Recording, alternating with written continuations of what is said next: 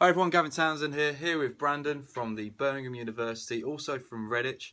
And Brandon, what is your sport? American football. Excellent, a growing sport in the UK today. Brandon, why American football for you? Why not something like rugby?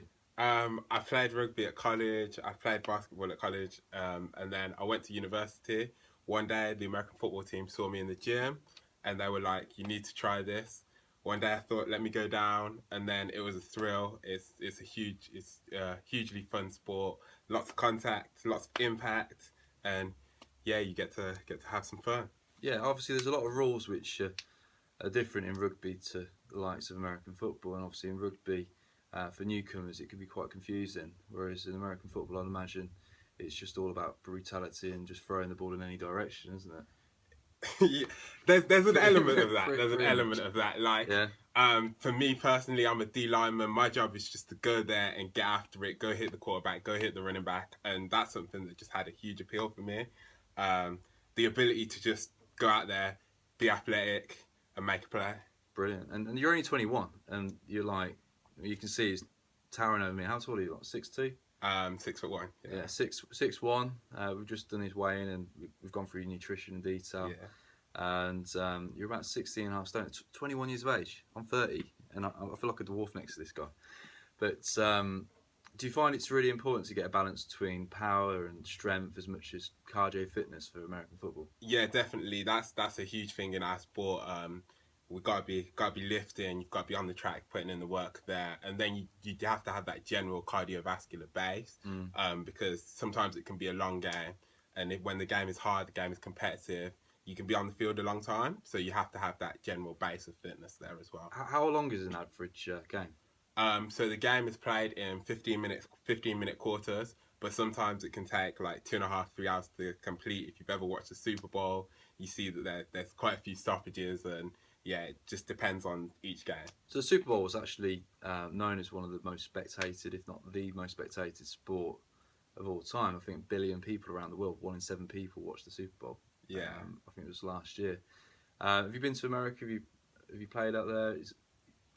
Unfortunately, I haven't been out yet.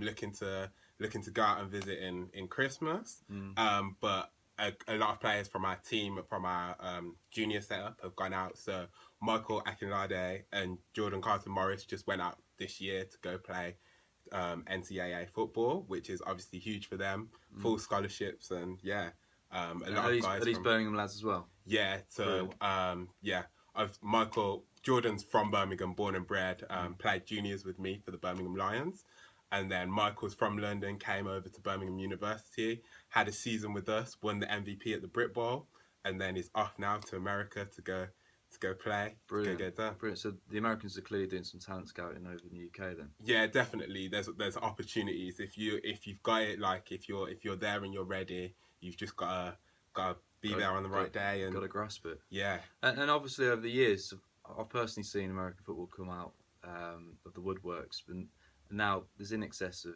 70, 80 teams in the UK. Yeah, it's really been growing, especially at university level. Now we're looking at there's three different tiers. Fortunately, get to play in the Premiership, get to play some really competitive football.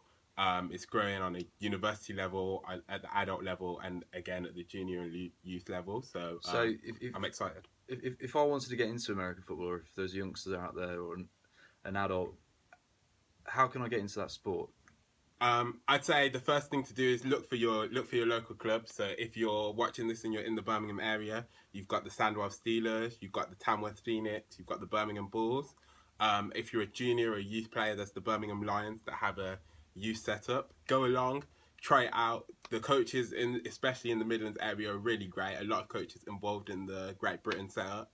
And they'll be able to develop you, because a lot of people start from never having played before to go playing, representing their country. GB are playing Russia this year.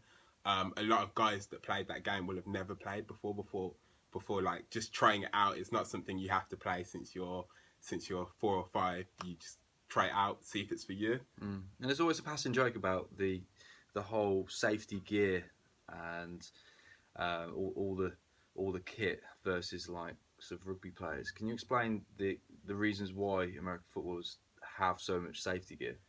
Yeah. So the helmet, shoulder pads that we like to wear, because of the nature of the sport, when you make a tackle in American football, you have no responsibility to control your opponent to the ground. You can just hit them. Really, So anything. that clearly is the defined difference. Yeah. So obviously in rugby there's penalties if you go overboard in the tackle. Yeah. There's restrictions, but clearly, like you just said, there's no restrictions in American football. Yeah, on a American football pitch, pretty much anyone is fair game, for the most part. Like, if you're there and you're playing, you have to have your head on the swivel. You have to be looking around because you can get depleted at any moment, and that's really the need for the helmet and shoulder pads. Kind of, you gotta protect yourself from the concussions and a lot of those kind of more serious injuries. So what's the future for yourself? For myself, I'll be in the next few years making the Great Britain program. Fingers crossed. Kind of just got to keep working at that, and then we'll see whether it's to go to Europe after that. We'll see what the future holds. Brilliant. Good luck to you. And Brandon's from Redditch, my hometown, and he's on board with the Jim Being brand and the Beyond Human Technical Wear brand. And Brandon, thank you very much for this interview. Been a pleasure. Follow Brandon on Facebook. Do you have a Facebook page? Or Instagram? Instagram, BJ Hattiloney. Yeah. Follow him.